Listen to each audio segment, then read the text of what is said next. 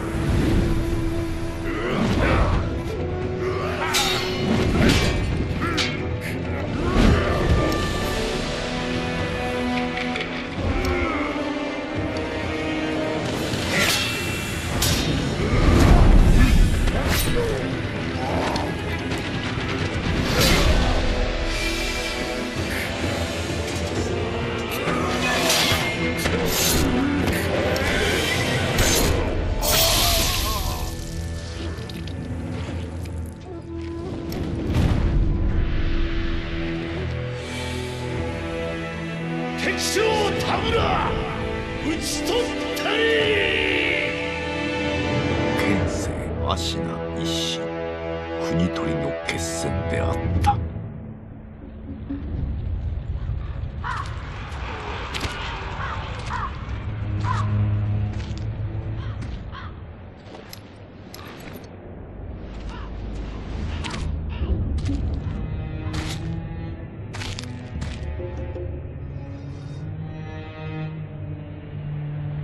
野良犬が心すらなくしたか。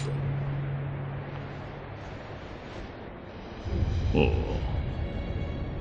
共に来るか、飢えた狼。そして戦場で拾われた狼は修行の末熟達の忍びとなった。忍びの掟は忘れまいな。親の次に大事なもの、お前の心に刻むがよい。あれが今日からお前の主だ。命を賭して守る。たとえ奪われるとも必ず取り戻すんだ。よいな、狼よ。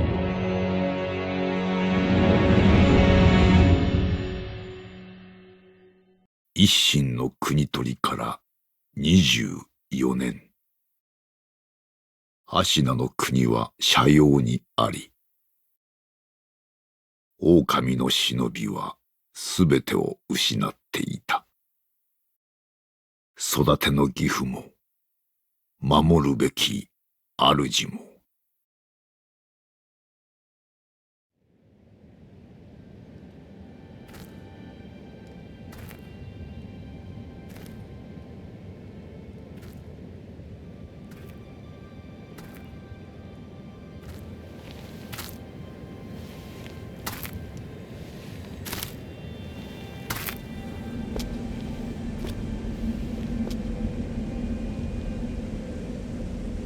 忍びよ、目覚めてください。あなたの主のために。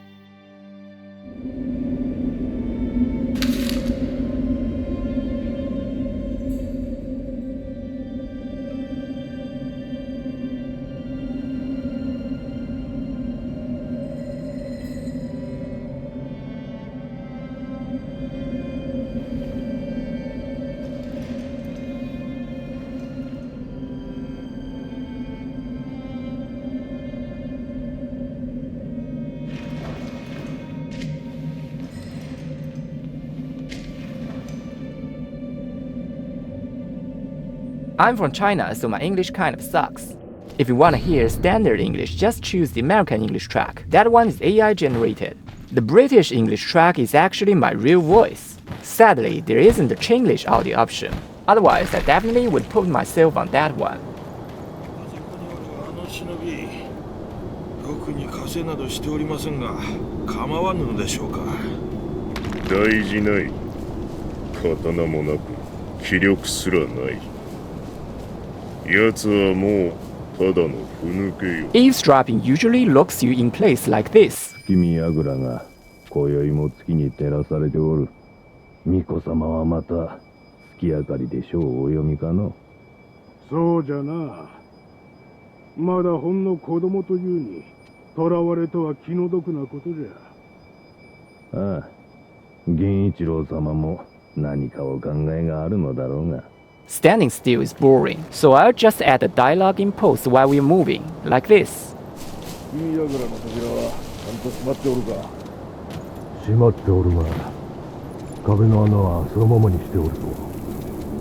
ああ、こちらは心配いらぬだろう。穴は崖際じゃ通えるものなどあるまいよ。By the way, I recorded this game on the Chinese version, so if you notice any Chinese text on screen, just ignore it. It's mostly just the basic how to jump or how to attack prompts. Don't worry though, all the important stuff like the story and item descriptions has been fully translated into English for you guys.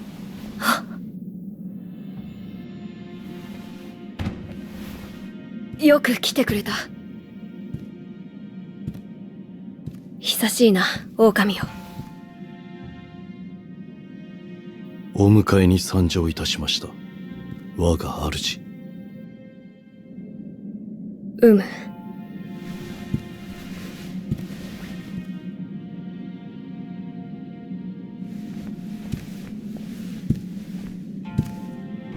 表を上げよ。くさび丸、そなたの刀だ。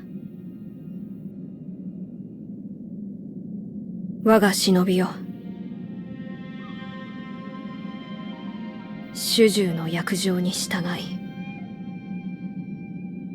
命を賭し、我に仕えよ。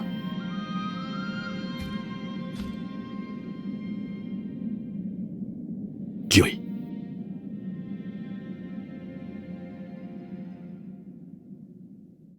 狼よ、傷を負っておるようだな。そうだ、そなたにこれを託そう。薬水のひょうたんだ。これで傷を癒してくれ。さて、そなたの体、その後大事はないか？その後とは？あの世のこと、覚えておらぬのか？はい。いや、司祭は後にしよう。今は、このアシナの城を脱さねばならぬ。御意。堀沿いに進んだ橋の下に、場外への抜け穴がある。一心様より、そう聞いたことがある。まずは、その橋下の抜け穴を見つけてきてほしい。見つけたらそうだな。足の歯笛で合図をくれるか。ほら、昔、聞かせてくれたであろう。こう、ピーッとな。その音を頼りに、そなたのもとへ行こう。狼よ、そなたからも何かあるのか？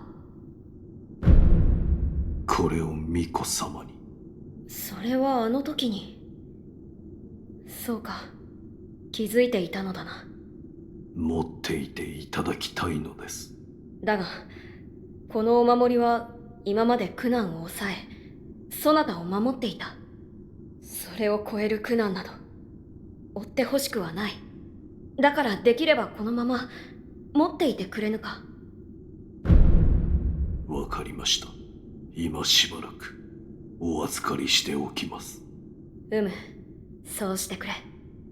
そなたが持っていてくれるならば、私も安心だ。狼よ、無理はするな。どうか傷を癒してくれ。Also, the eagle eyed among you might have noticed that the item pop-up looks a bit different from the actual game. That's just a little editing track I added. In case some of you forgot what the original item pickups look like, here's a quick reminder. The description pops up right in the middle of the screen and completely pauses the game, which honestly gets pretty annoying, especially when you're just trying to watch a playthrough. Oh, by the way, if you don't want to hear any commentary at all, just switch the audio track to Japanese. That's the pure no commentary version. Just remember to turn off the subtitles too, so you can get fully immersed in the game world. On the flip side, if you are listening to my actual English voice track, please make sure you have the subtitles turned on. Otherwise, you might have a hard time understanding me. I decided to include my real voice because I figured some of you might prefer hearing an actual human, even with broken English over an AI. AI voices might sound flawless, but they can honestly feel a bit generic and impersonal after a while. Plus, let's be real, at this point, Sekiro is an older game, so this video probably won't get a lot of views anyway. So I figured I might as well use this chance to practice my spoken English. Even if the video doesn't get much traction, at least I got a good language lesson out of it. Whenever I pick up a new item for the first time, I pop its description up on screen like this. 俺のどん詰まりに抜け穴があるじゃろ。あそこも見張りせよとの仰せじゃと。なんとも限界なことじゃ。戦が近いのかもしれんの。Even without the game pausing, having a huge text box pop up on the side every single time can still make the screen feel pretty cluttered. So starting from the second time we pick up a minor item, I just put the name on the left like this. Once again, this isn't the original UI, it's just some extra editing I threw in during post-production to keep things clean.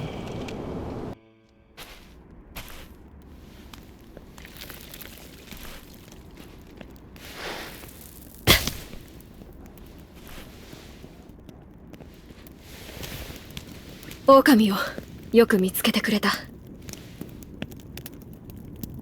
さあ、参ろう。御意。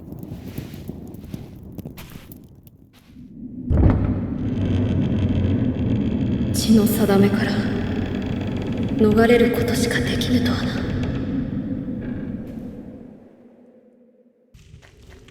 この城を出ていずこへ参ろうか。まずはアシナの国を離れるか、あるいはどこかに身を隠すか。そなたはどう思う？御意のままに。御意か。そなたは変わらぬな。は。いや、懐かしいと思うてな。さあ、参ろう。Alright, enough about the editing, let's focus on the game. Even though Bloodborne is actually my favorite Souls game, Sekiro will always hold a real special place for me, and that's mostly because of its unique deflecting system. Once you finally get the hang of it, the combat just becomes incredibly addictive.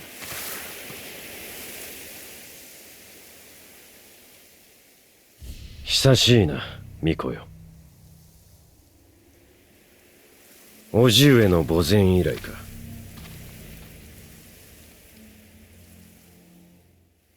源一郎殿。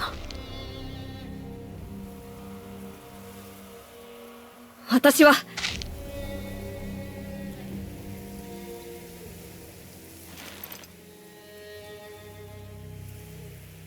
すまぬ。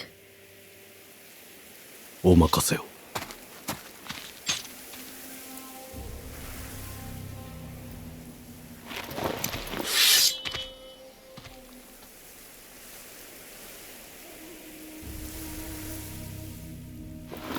邪魔立てするか、巫女の忍びを。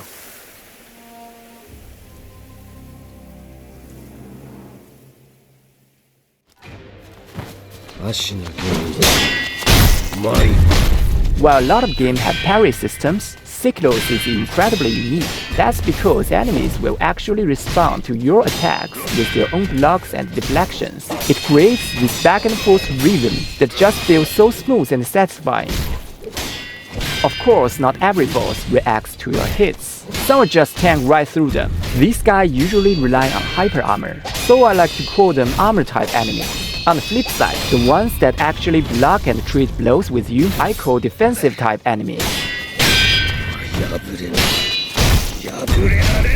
For me, the fights that give you that perfect satisfying rhythm in Sekiro are almost always against these defensive types.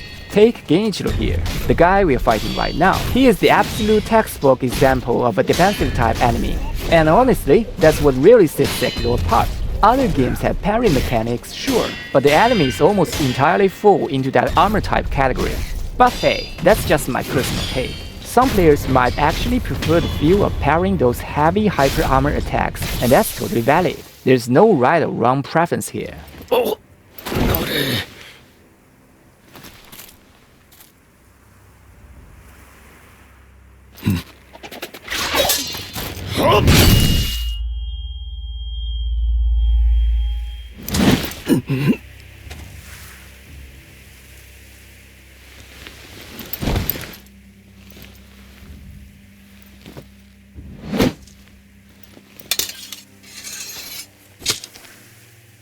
忍びよ、卑怯とは言うまいな。巫女はもらっていくぞ。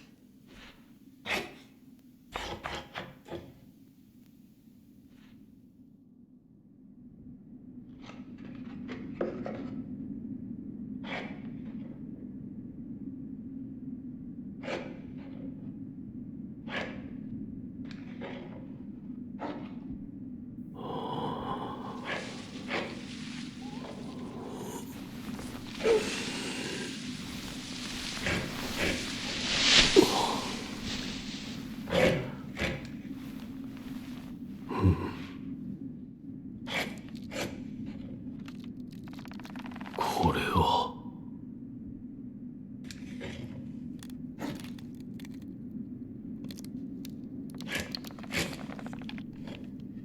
目覚めたようじゃな。どうやらまだ死の定めではないと見える。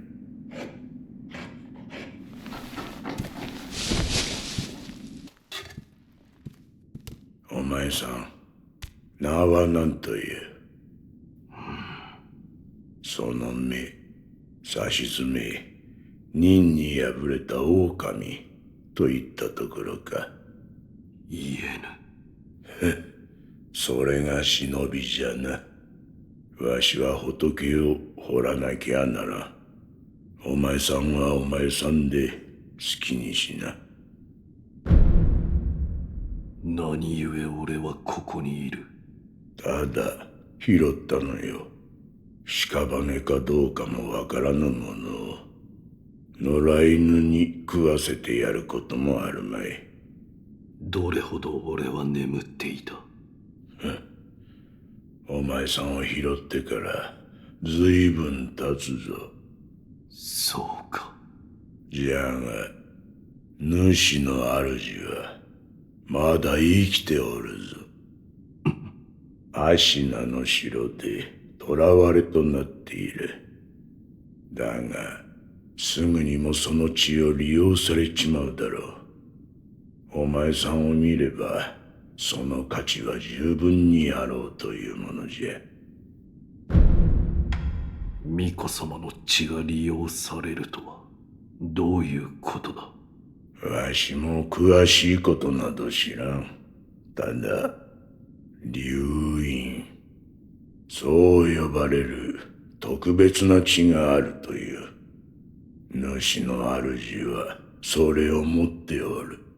それゆえ巫女様は付け狙われる。お前さんの体が妙なことになっておるのもそのせいかもしれぬな。お前さんもそうじゃが、この荒れ寺にはおかしな客がまあまあ訪れる。寺を出て右手の広場にもそうした者が一人おる。妙なことになっておる者同士、気が合うかもしれんな。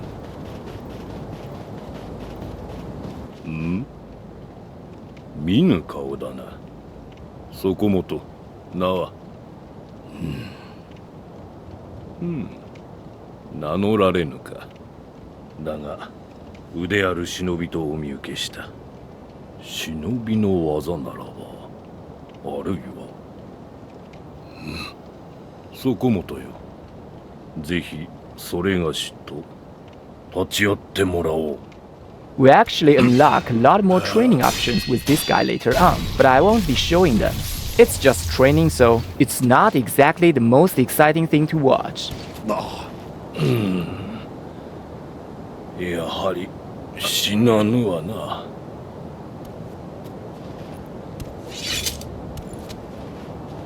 そこもとの立ち筋、見事なものであった。それがしをかように従前に殺した者、そうはおらぬ。お主は何だ。死なず、あるいは虫つきと呼ぶ者もおるな。死ねぬのでただここにおるのだ。そこもとはこのような荒れ寺で何よ。随分と眉間にシワが寄っておる。そこもとよ。それがしを使い刀の修練をせぬか。お主の使命を果たすために。死ねぬ体ゆえ幾度でも切られてやれるぞ。どうじゃ。承知した。よし、ではやろう。刀を振らば気も紛れるというもの。しからば参る。 That being said, there is some story tied to him, and skipping it completely would make things feel a bit disjointed. まだまだ。 So I'm just going to show a small portion here, just enough to keep the story flowing without getting boring. さらに参るぞ。 As for the lore itself, I won't be diving too deep into it. The commentary for this entire playthrough is mostly going to focus on combat strategies, boss breakdowns, and my own personal take on Sekiro. お見事。そこもととの修練だが、そろそろより誠の戦いに即したものも試してはどうか。それがしも殺す気でかかろう。そこもとの修練としてもその方が好ましかろう。どうした。なぜそこまで。半分は退屈しのぎ、もう半分はそうじゃな。そこもとの眉間のシワを取ってやりたいのよ。さあ、良いからやるぞ。 I'm honestly not sure why, but when this guy goes for a grab attack, that red danger kanji doesn't pop up above his head. From what I remember, pretty much every other boss gives you that red perilous warning when they try to grab you, basically letting you know the move is completely unblockable and you have to dodge, jump or counter it. And that perilous warning system is literally a core part of Sekiro's combat. Think about it, unless you've given Korra's charm back, any attack without that red kanji can be completely blocked just by holding the guard button, provided your posture bar doesn't break, of course. So I really have no idea why this specific guy is an exception. If anyone watching knows the reason, please drop a comment and let me know. I'd really appreciate it. そこもとよ。この社には行き場を失った者が集うようだ。俺、現にそれがしもここにおる。だからかの。そこの賽銭箱にも時折何やら流れ着くのよ。また来るがいい。そこもとの技の試し、いくらでも請け負うぞ。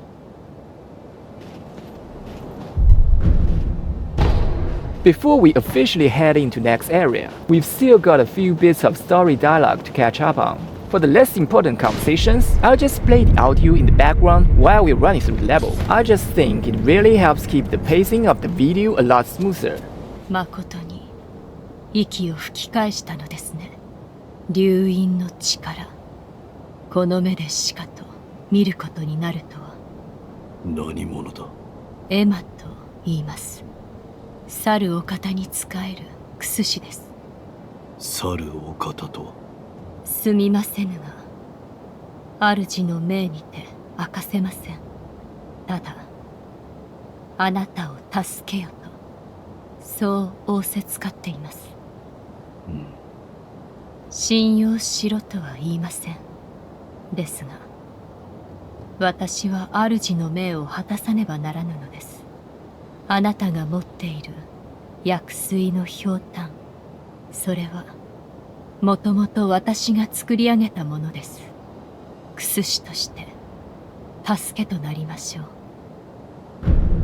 このひょうたん、お主が作ったというのか？はい。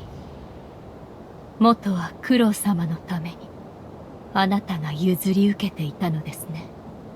気づいているかもしれませんが、このひょうたんの薬水はおのずと湧き出します。尽きたとて少し休めばまた満ちるでしょう。クス師としての助けとは？ひょうたんの種をお持ちください。種だと？はい。薬水はひょうたんの種より湧き出します。新たな種を加えれば薬水の傘が増すでしょう。手に入れたら持ってきてください。わかった。一つ頼みがあります。なんだ？少し顔を見せてください。何？白いあざ。これは生まれつきですか？いや。ならば留飲を受けた者に現れるということか、あるいは兆しか。もう良いか？ああ、十分です。無礼をしました。すみませぬ。ではまた。 Wolf is so cold to women. この左腕、俺に何をした？そいつは忍び義手。石腕の狼にはおあつらえ向きの牙じゃろうて。仏を掘るには無用でな。お前さんにくれてやる。忍び義手？そいつはただ失った腕を補うもんじゃない。人魚を見つけたらわしのところに持ってくるがいい。人魚だと？そうか、このからくり。察しがいいな。人魚を持ってきたら忍び義手に仕込んでやる。そうすりゃその義手のありがたみがわかるじゃろうさ。喋りすぎたな。いい気な。For this playthrough, I'm gonna be relying heavily on stealth. No, that's not because I think fighting head-on is boring. Quite the opposite, actually. I highly recommend taking on every single enemy type face-to-face at least once. Just you, your base katana, no prosthetic tools, going for a flawless, no damage kill. It's incredibly satisfying. But once you master their movesets, fighting the exact same enemies over and over can get a little repetitive. And that's where the stealth approach completely changes the game. It basically turns every new area into a massive puzzle. At that point, it doesn't really matter if the enemy types are repeated. What matters is the map layout and enemy placement. You stop focusing on individual fights and start thinking about how to dismantle the entire zone as a whole. Actually, Bloodborne and Dark Souls 3 have similar stealth-oriented elements built into them too. And honestly, that's one of the things I love most about From Software games. Even if your raw mechanic aren't that strong, you can always find a smarter, simpler road to clear out a level. Sekiro just takes this concept to the absolute extreme. It clearly leans into stealth as a fully designed playstyle. Now I will admit, compared to dedicated stealth games, the system here is a bit rough around the edges. But for me, it's still more than fun enough. Alright, up next. We are about to face our first very tough opponent in the game. I usually just refer to enemies like this as elites or mini-bosses. These guys typically have 2 health bars, but here's the trick. You can almost always take out the first one with a sneaky stealth death blow. There are a few exceptions of course. A real core stat bridge when we get it. Later on when we run into tougher enemies, I'll break down the strategies in much more detail. I might even consider making dedicated guide episodes just to explain how to defeat them. This current mini-boss is still pretty easy though. You could honestly just get luck and about to mash your way to victory. Also a quick tip. Before you use consumable items like the sugars, I highly recommend backing up your save file. If you're on PS4, you can copy your save data to a USB drive. If you're on PC, just locate your save folder and make a quick manual backup. Otherwise, if you pop a sugar and still fail to beat the boss, that item is gone for good. And even though you can buy or farm some of these items later in the game, I honestly think doing so is a massive waste of time. But hey, whether you actually do this is completely up to you. Any advice I give during this walkthrough is just a suggestion. At the end of the day, finding a playstyle that works best for you is what truly matters. Alright, next up, let's give the ground seed we just found to Emma. 狼殿、よく参られました。ひょうたんの種とこれか。はい。それをこちらに。種をひょうたんに植え付けます。よし。これで薬水の傘が増すでしょう。妙な薬だ。妙ですか。悪い気はしません。貢献があれば奇妙と思うことでも勇んですべし。それが我が師道元の教えですので。そうか。ひょうたんの種を見つけたならばまた持ってきてください。薬水のかさ増しをしましょう。ではまた。Then let's have the sculptor install the new prosthetic tool we picked up, the shuriken. 手に入れた。人具か。ああ。忍び義手は牙じゃと言うたが、人具を仕込むことで、その牙は形を変えることができるようになる。仇き立てならば打ち砕き、素早き敵ならば仕留め撃つ。仕込んだ人具が増えるだけ、敵を殺す術も増えるじゃろう。殺す相手なりの殺し方を持つ。そういうことじゃ。随分と詳しい。いかんな。いつまでも血生臭いことを言うておるから、仏の顔も鬼になるのよ。どれ貸してみろ。わしが人具を仕込んでやろう。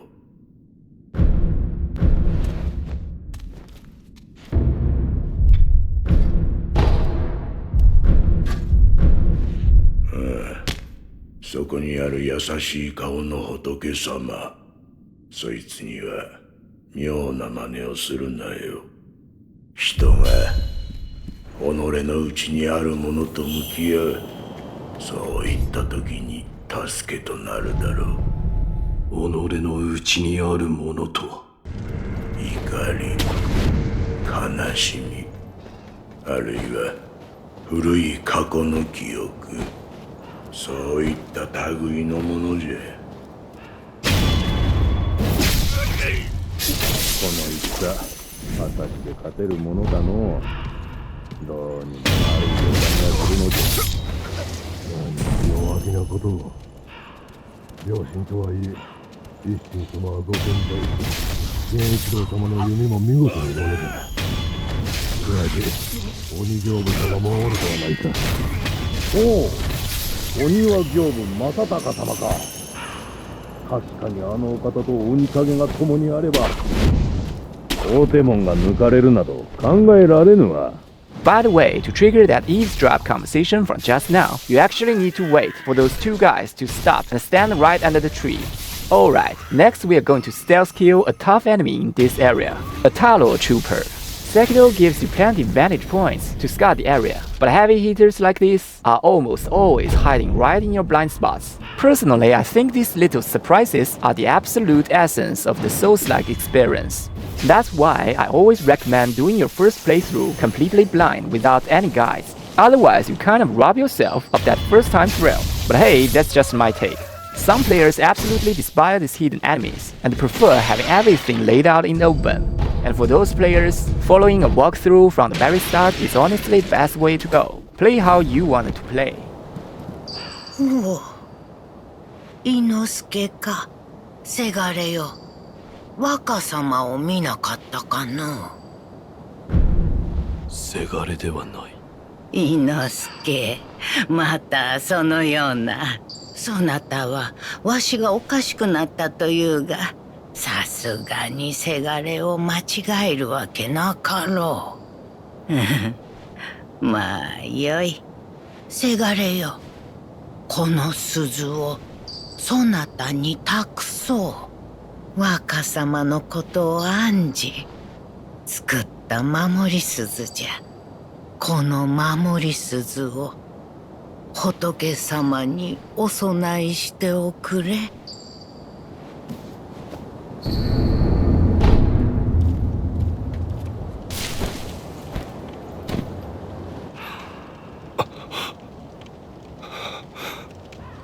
誰ぞそこにおるのか。ああ、その声、いやまさかな。御人、我が名は野上伊之助。平田家の老頭だった。どうかそこのあばら屋の老婆の様子見てやってくれぬか。私の母なのだが狂ってしまい、もはや誰が誰だか分かっておらぬ。お主の母に会ったぞ。鈴をもらった。そうか。礼を言う。母はその鈴をずっと気にかけていた。上事のように伊之助、仏様に我がせがれよ、備えろと。守り鈴は仏様に備えてくれたかえ。ほら、偏屈な仏師がおるあれ寺があるじゃろう。仏様ならそこにおられるでな。ご供養いかがかね。供養。さよう。死者たちのご冥福のため品を売っておる。見たところあんたも随分と殺しておるな。ご供養していきなされよ。Rule of thumb, unless you're buying something right now, do not use your coin purses. And anytime you have extras in, immediately convert it into coin purses. その人具、この辺りで使うでないぞ。カラスどもがビビっちまう。奴らいかに賢くとも、鳥獣には違いないからの。ひどいことはせぬものじゃ。死者があるところ、また供養衆あり。カラスどもと同じことじゃて。どこへ行こうと、ご供養を欠かさぬようにの。If you take the main path here, this cannon guy is gonna spot you from a mile away, and between his ranged attacks and the grounds down below swarming you, chances are you're gonna die at least once. In Sekiro, the main roads are usually just packed with classic Miyazaki traps. Taking the side roads is almost always the easier way to go. Okay, the next section is just picking up some scattered items, so I'm gonna stay quiet for a bit. Let's go ahead and route that next piece of eavesdrop audio. 戦の前に我らが襲われてはしょうもないわ。いざとなれば火を使うしかあるまい。赤目は火を恐れる。そういうお達しじゃ。お達しね。変わっちまったな。アシナの戦も。これも平田のものだ。弔ってやらねば。九郎様。エマ殿、平田から逃れてきた者、他には？もうほとんど残っておりまそうですか。すまぬ。流院を狙う者は絶えぬ。平田の者たちを私が巻き込んでしまった。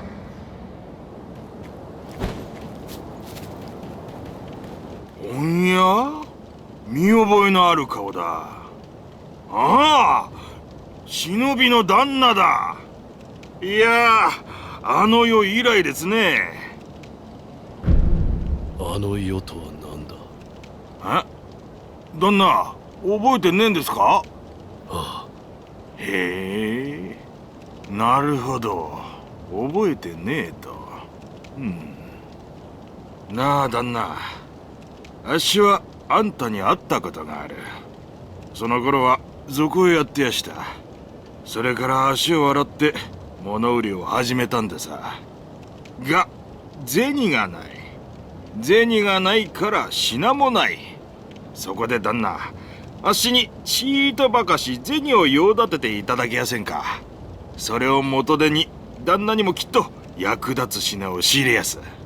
それからおまけにあの世のこと話して差し上げやしょう。どうです？悪い話じゃねえでしょ。銭だ。旦那、ありがてえ。話してくれ。ああ、もちろんでさ。あの世、あっしらは平田の屋敷に押し入りやした。平田はご存知の通り芦名の分家。ちんけな野党なんざ普通は返り討ちです。けど先だっての戦の折だ。若い侍はほとんど出払ってたんでさ。そこを狙って押し入りやして、そんで火をつけ奪った。その最中でさ、旦那と会ったのは。旦那は何かを探してた。そんな風に見えやしたね。あっしが知ってるのはそんなもんでさ。そうか。ああ、あの世もちょうどそんな顔してやした。今も何かをお探しで？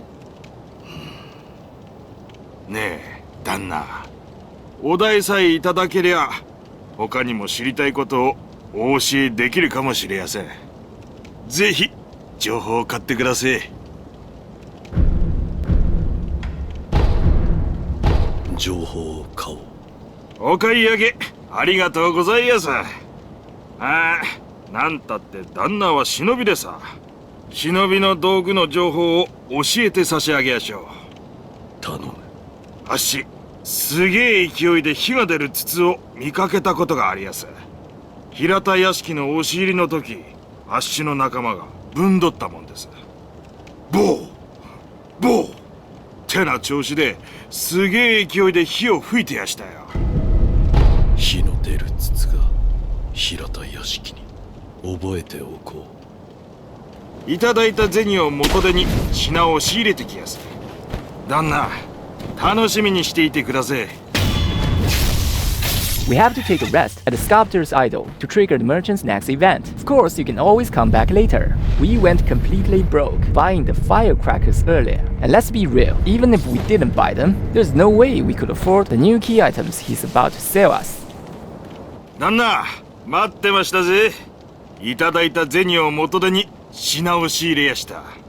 さあ、買っていってください。ところで旦那、聞いてください。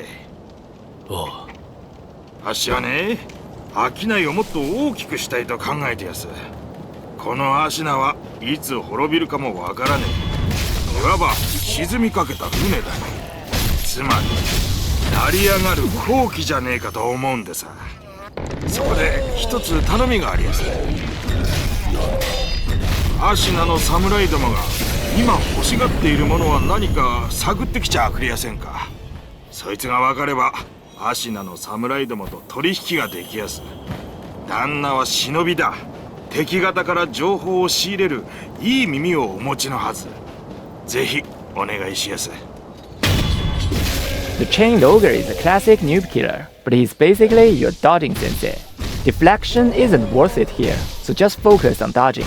Getting 3 or 4 hits, dodge, repeat, and he'll go down. Still struggling? Don't worry, just come back later.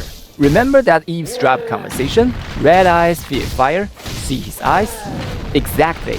Once we get the right item, it'll all click. Alright, I know 99% of you watching already know exactly what I'm talking about. But hey, let's leave a little surprise for the 1% of new players out there, shall we? Okay, all the fights for this episode are officially over. Isn't it quite funny? A Chinese guy playing a Japanese game, doing the commentary in English. It's an absolute miracle. Basically, the holy trinity of gaming walkthroughs. Well, the rest is pure story, but trust me, my editing makes it worth sticking around for. お主とはい。お主と九郎様の幻を見た。幻。ああ、九郎様は今はどこにいる？アシナの城。その天守近くで囚われとなっておいでです。ですが、城の門は閉じられています。そうか。おや、何やらチリンと。ああ、この鈴だろう。仏に備えろと渡された。うん。あなたにゆかりのある鈴でしょうか。ならば、仏師殿と話してみてはどうですか。仏のことならば、あの人が詳しいでしょう。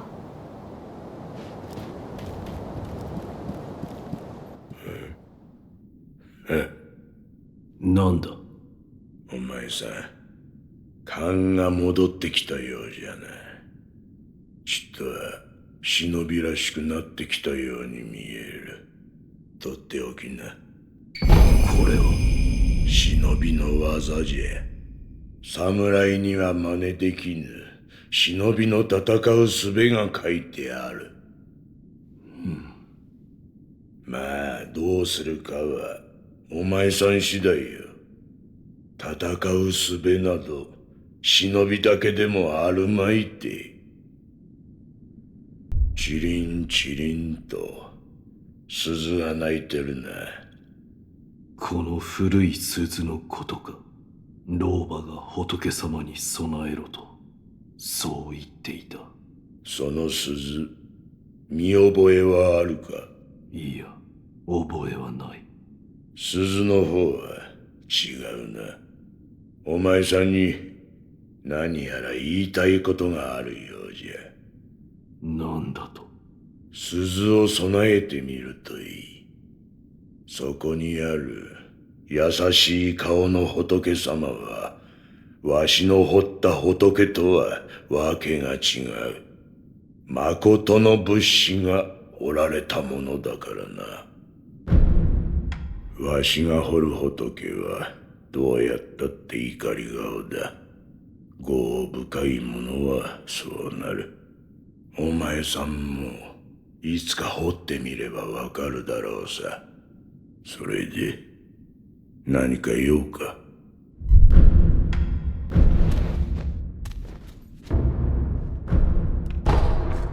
牙の形を増やしたきゃせいぜい人具を探すこったな。乗りかかった船じゃ仕込むことだけはしてやろう。ベラベラと喋りすぎちまった。まあ仏様に鈴を備えるも備えないもお前さんの好きにするといい。目をつぶり鈴の声を聞いてやるといい。